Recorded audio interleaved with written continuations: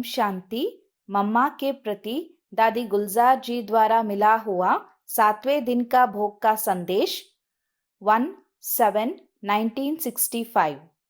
आज वतन में माँ से मुलाकात करते समय समाचार की लेन देन करने के बाद माँ बोली कि बाबा हमें वहां ले चला जहां विनाश की तैयारियां हो रही है।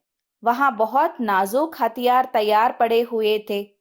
साथ में मार्शल लोग प्लान बनाए तैयार हुए खड़े थे। सिर्फ 1 सेकंड की देरी है ऑर्डर मिलने व शुरू करने की। तो बाबा ने कहा, ये विमान इसलिए दिखाए हैं कि देखो, एक तरफ विनाश की तैयारियां, दूसरी तरफ फिर स्थापना के निमित्त आपकी शक्ति सेना की स्थापना की तैयारी कहां तक है। तो स्थापना और विनाश की तैयारियों में दिन रात का फर्क था। इस पर मम्मा सुना रही थी कि दिखाने में ऐसा आता है कि अब बच्चों का पुरुषार्थ कोई समझाने से तीव्र नहीं होगा, लेकिन एक तरफ कुछ विनाश की रिहर्सल, दूसरी तरफ फिर अब प्रभाव का भी समय नजदीक आ रहा है। तो उसमें बच्चों की बुद्धि बिजी हो जाने से ही पुरानी बातें व पुराने संस्कार मिट जाएंगे।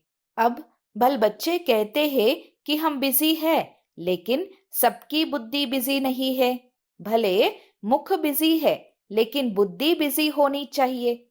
बाद में फिर बाबा ने एक गुह्य रहस्य सुनाया कि देखो, विनाश का कार्य अब क्विक चल रहा है, फास्ट गति में चल रहा है। 1 सेकंड में बुद्धि को टच कर कार्य करा लेते हैं। इस ही रीति से अब स्थापना का कार्य भी जल्दी जल्दी होना है।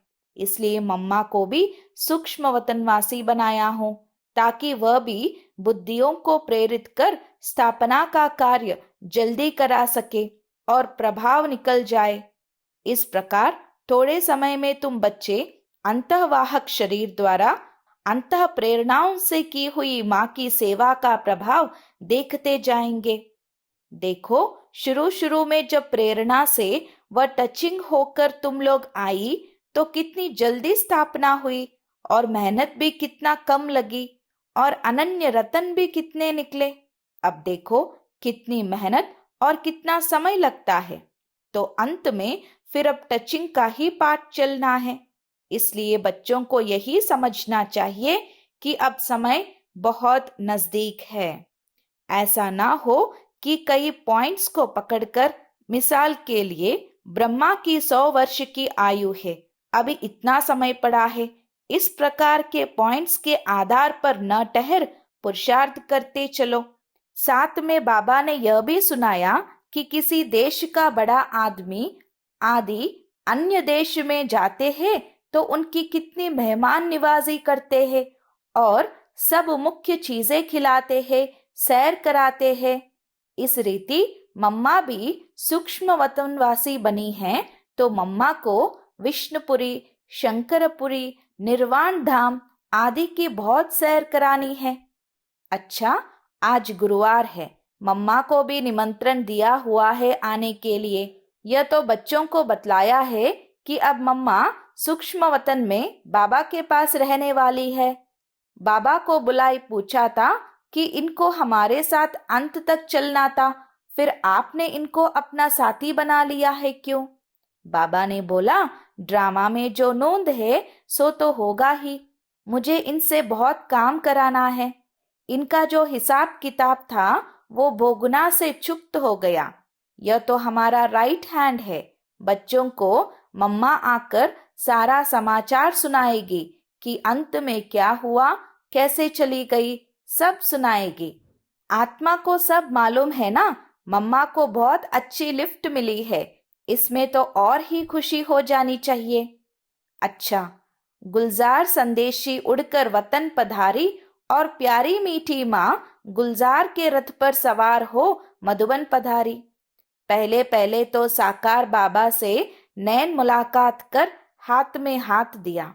बाबा बोले, मम्मा आई है, पधारी है। अब बच्चों से मुलाकात करेगी और अपना समाचार भी सुनाएगी। प्राण माँ ने महावाक्य उच्चारे। सब बच्चों का याद और प्यार का रिस्पॉन्ड करने के लिए यहाँ पधारी है। अब तक सूक्ष्म वतन में ही निवास करती है। शिव बाबा ने कुछ योग बल से, कुछ कर्म भोग से जो भी अनेक जन्मों का हिसाब किताब था वह जल्दी ही चुकता करा दिया। इसलिए अब निर्बंधन आत्मा बन, जैसे आप बच्चों की सेवा में थी वैसे ही है और अंत तक साथ रहेगी।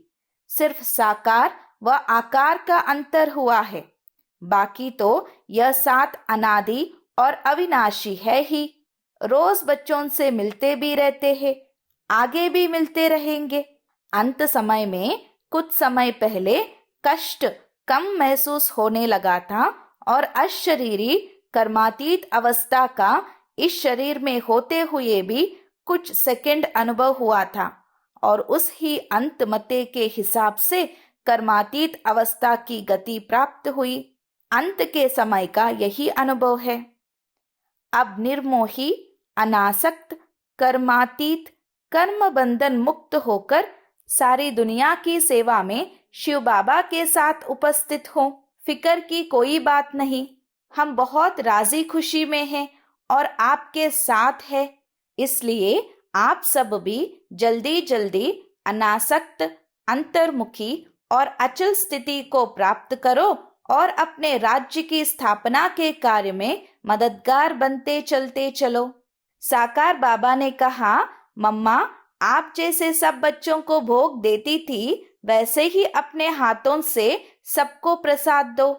फिर नियम प्रमाण सबको अमृत पिलाकर बाप दादा अव्यक्त मम्मा के पास भेजते गए और मम्मा हर एक को मीठी दृष्टि देते भोग को दोनों हाथ में देती रही। बीच में किसी से इशारे से सुख समाचार भी पूछती गई, किसी से खास मुस्कुराते मुलाकात की, कोई ने किसी की याद दी तो उसके प्रति फल भी दिया। मतलब ऐसा लग रहा था जैसे कि प्यारी माँ रूप बदल कर आई है। इस प्रकार भोग देते देते लगभग 2 घंटे बीत गए। जब सबको भोग मिल गया तब बाप दादा मीठी माँ के सामने संदली रख बैठे और नैन मुलाकात के साथ साथ अव्यक्त मुलाकात होने पर हस्त कमल से प्यारी अव्यक्त माँ को घर के फल और भोग का सगुन कराते रहे। आमरस भी निकाला गया था, वह भी पिलाया गया और माँ ने फिर बाबुल को खिलाया। जैसे कभी कभी साकार में होता था वैसे ही हुआ। बाद में फिर माँ सब बच्चों से नैन मुलाकात कर और बाप दादा से मधुर मिलन मनाते हुए विदा हो गई और उसके बाद सभा समाप्त हुई। उस दिन ब्रह्मा भोजन भी था। अच्छा, ओम शांति।